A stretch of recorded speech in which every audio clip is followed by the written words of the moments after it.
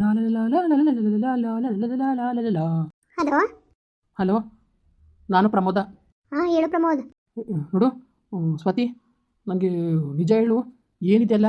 ಏನು ಏನಿದೆಲ್ಲ ಅಂದ್ರೆ ಏನು ಹೇಳೋಣ ನಾನು? ಏನು ಹೇಳಬೇಕು ಅಂತ ನಂಗೆ ಗೊತ್ತಾಯ್ತಿಲ್ಲ. ಅಲ್ಲ, ಅದೆಂಗೆ ನಮ್ಮ ಅಪ್ಪ ಅಮ್ಮ ನಿಮ್ಮ ಮನೆಗೆ ಬಂದರು? ಇದೊಳ್ಳೆ ಸರಿ ಆಯ್ತಲ್ಲ.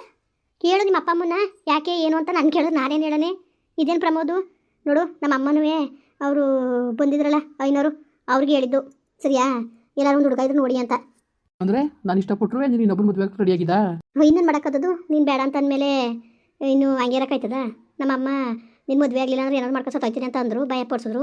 ಈಗ ನೀನು ನಿಮ್ಮ ಅಪ್ಪ ಅಮ್ಮನಿಗೋಸ್ಕರ ತ್ಯಾಗ ಮಾಡಕ್ಕೆ ನಿಂತಿದ್ದೆ, ಆ ಥರ ನಾನು ನಮ್ಮ ಅಮ್ಮ ಇರೋಳೊಬ್ಳು ಅಮ್ಮನ ನಾನು ಅವ್ರ ಕೊನೆ ಆಸೆ ನೆರವೇರಿಸ್ಬೇಕು ತಾನೆ.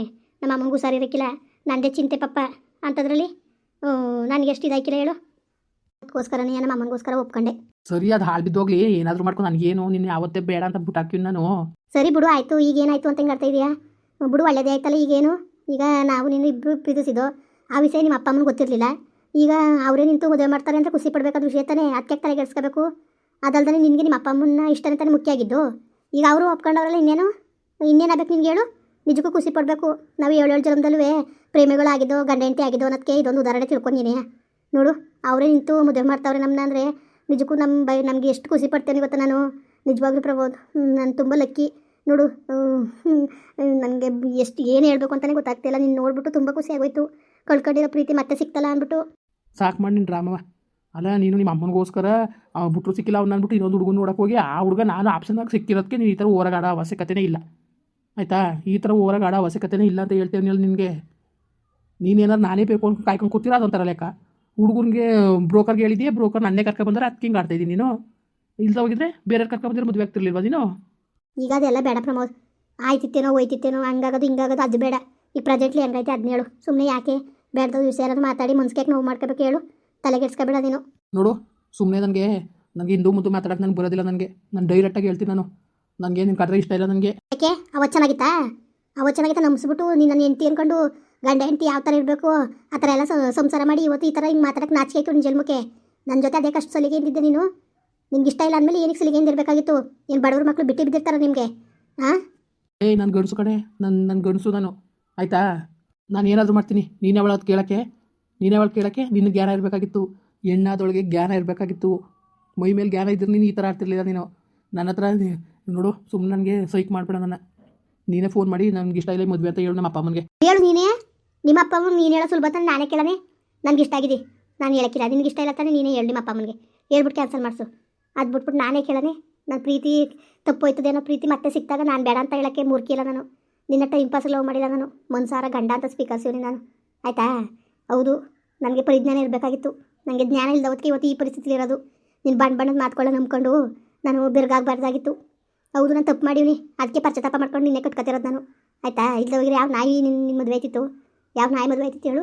ನಂಬಿಸ್ಬಿಟ್ಟು ಮೋಸ ಮಾಡೋದು ಏನು ದೊಡ್ಡ ವಿಷಯ ಅಲ್ಲ. ನಿಜವಾಗ್ಲೂ ಹೇಳ್ತೀನಿ ಕೇಳ್ಕೊ. ಥೂ, ನನಗಂತೂ ಸಕ್ಕತ್ ಬೇಜಾರು ಮಾಡಿಬಿಟ್ಟಿದ್ಯಾ ನೀನು.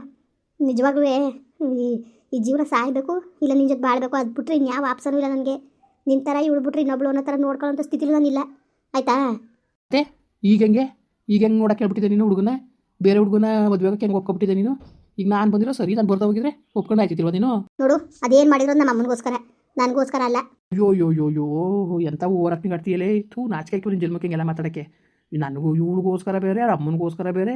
ನೀನು ಇಂಥ ಚೀಪಾಗಿರೋದಕ್ಕೆ ನನಗೆ ಕಂಡ್ರೆ ಇಷ್ಟ ಇಲ್ಲ. ನೋಡು, ಹೇಳ್ತಾ ಇದ್ದೀನಿ, ಹಗುರವಾಗಿ ಮಾತಾಡಬೇಡ ನೀನು. ಏನು ಚೀಪು ಗಿಪ್ಪು ಅಂತ ಮಾತಾಡ್ತಿದ್ದೀನಿ ನನಗೆ? ಏನು ಮಾತಾಡೋದು ನನಗೆಲ್ಲವ ನೀನು? ಹಗುರವಾಗಿ ಮಾತಾಡಬೇಡ ಅಂತ ಎಷ್ಟು ಸತಿ ಹೇಳಿದ್ದೀನಿ ನಿನಗೆ ನಾನು? 1000 ಸತಿ ಹೇಳಿದ್ದೀನಿ. ನೀನು ಎಷ್ಟರಲ್ಲಿ ಇರ್ಬೇಕು ಅಷ್ಟರಲ್ಲಿರೋ, ಈ ಥರ ಎಲ್ಲ ಮಾತಾಡಬೇಡ.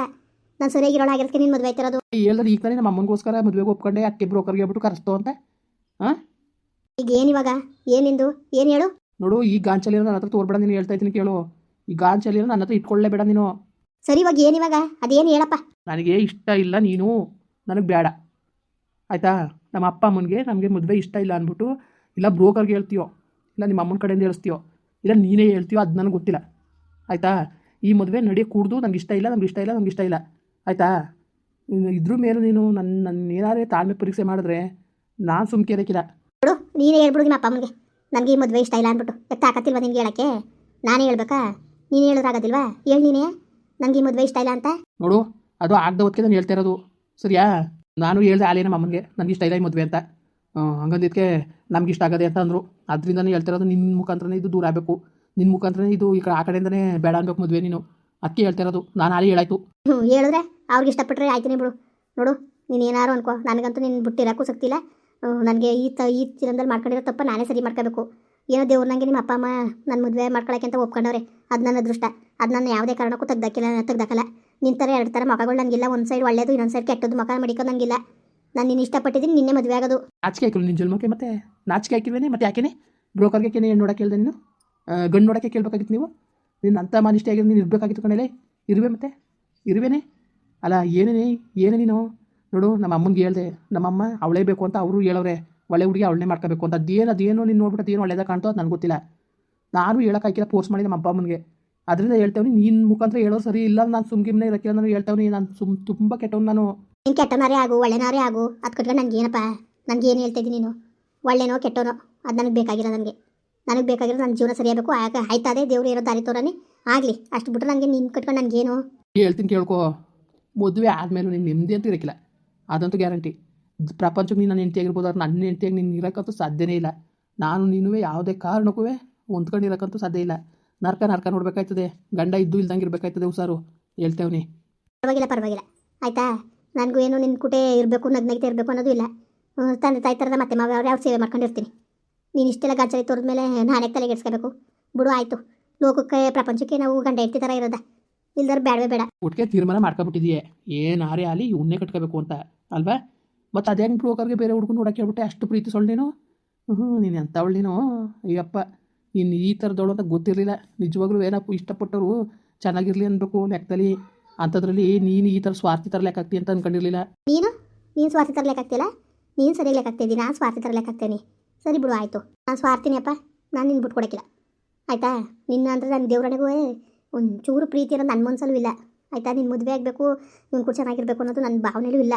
ಯಾಕೆಂದರೆ ನಿನ್ನ ಮಾನ ಕಳ್ಕೊಂಡಿನಿ ಅಲ್ವಾ, ಅದನ್ನ ನಿನ್ನ ಜೊತೆ ಸಾಯಿಗಟ್ಟಿರಬೇಕು. ನನ್ನ ಕೈಯಾರ ನಾನು ಮಾಡ್ಕೊಂಡಿರೋ ತಪ್ಪಿಗೆ ನಾನೇ ಶಿಕ್ಷೆ ಅನುಭವಿಸ್ಬೇಕು ಅಂತ ಕಟ್ಕೊತಿರೋದು ನಿನ್ನ ಆಯಿತಾ. ನಿನ್ನ ಜೊತೆ ಏನು ಜಾಲಿಗೆ ಸುತ್ಕೊಂಡು ಇದು ಮಾಡಬೇಕು ಅಂತ ನಾನು ಆಯ್ತಿಲ್ಲ. ನನಗೂ ಬಾಯಿ ಬಂದಂಗೆ ಬೋದ್ಬಿಡ್ತೀನಿ. ನೀನೇನಾದ್ರು ಜಾಸ್ತಿ ಇದು ಮಾಡಿದ್ರೆ ನಿಮ್ಮ ಅಪ್ಪ ಅಮ್ಮನಿಗೆ ಫೋನ್ ಮಾಡಿ ಹಿಂಗೆಲ್ಲ ಆಡ್ತಾವನೆ, ಇವನು ಈ ಥರ ನನಗೂ ಹಂಗೂ ಹಿಂಗಿತ್ತು ಸಂಬಂಧ ಅಂತ ಎಲ್ಲ ಹೇಳ್ಬಿಡ್ತೀನಿ. ನಾನು ಮೊದಲೇ ಇಷ್ಟಪಟ್ಟಿದ್ದು ಅಂತ ಎಲ್ಲವ ಗೊತ್ತಾ. ಈ ಥರ ಬ್ಲ್ಯಾಕ್ ಮೇಲ್ ಮಾಡೋ ಮದುವೆ ಥರನೇ ನಿಂದೊಂದು ಜನ್ಮನೇಲೇ. ಈ ಥರ ಜನ್ಮ ಬಾಳಕ್ಕೆ ಹೋಗಿ ಸಾಯಲೇ. ಸಾಯಿ ಅಂತ ತಪ್ಪು ನಾನೇನು ಮಾಡಿಲ್ಲ. ನಾನು ತಪ್ಪು ಮಾಡಿರೋ ಸಾಯ್ಲಿ ಹೋಗಿ. ಬುಡೆ, ನಿನ್ನ ಕತೆ ಮುಗೀತು ಕಡೆ. ಮದುವೆ ಆದರೂ ನಿಂಗೆ ನೆಮ್ಮದಿ ಅಂತ ನಾನು ಕೊಡಕ್ಕಿಲ್ಲ ಕಡೆ. ಯಾವುದೇ ಕಾರಣಕ್ಕೂ ನಿನಗೆ ನೆಮ್ಮದಿ ಅಂತ ಸಿಗೋಕ್ಕಿಲ್ಲ ಬಿಟ್ಟು ನನ್ನ ಕಡೆಯಿಂದವ. ನೋಡ್ಕೊ ನಿನಗೆ. ಸರಿ ಬಿಡಪ್ಪ, ಆಯಿತು. ಸರಿ ಆಯಿತು. ಮಡ್ಗು ಫೋನ ಮುಂದುವರಿಯುವುದು. ಪ್ಲೀಸ್ ಲೈಕ್ ಮಾಡಿ, ಕಮೆಂಟ್ ಮಾಡಿ, ಸಬ್ಸ್ಕ್ರೈಬ್ ಮಾಡಿ.